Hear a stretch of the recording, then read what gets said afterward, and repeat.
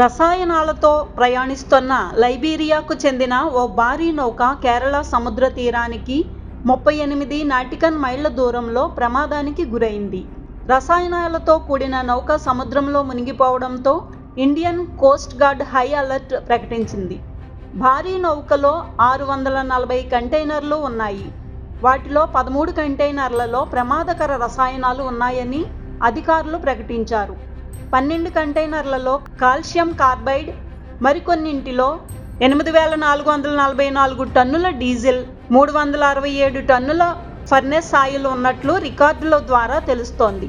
రసాయనాలు, diesel, furnace ఆయిల్తో కేరళ తీరం తీవ్రంగా కలుషితం అయ్యే ప్రమాదం ఉందని అధికారులు హై అలర్ట్ ప్రకటించారు. కంటైనర్లలోని ఇంధనం తీరం వైపు ప్రయాణిస్తే ఎవరూ తాకవద్దని కేరళ విపత్తు నిర్వహణ సంస్థ హెచ్చరికలు జారీ చేసింది.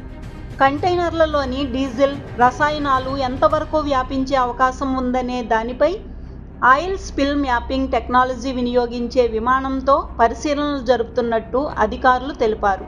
పర్యావరణ సమస్యలు తలెత్తితే చర్యలు తీసుకునేందుకు అధికారులు సిద్ధమవుతున్నారు.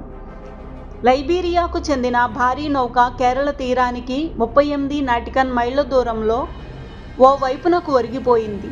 దీంతో ఓడలోని కంటైనర్లు సముద్రంలోకి జారిపోయాయి.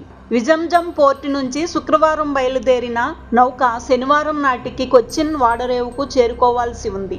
కంటైనర్ మునగడాన్ని గమనించిన కోస్టల్ గార్డ్ అందులోని సిబ్బందిని సురక్షితంగా తీరానికి చేర్చారు. దీంతో 24 మంది సిబ్బంది ప్రాణాలతో బయటపడ్డారు.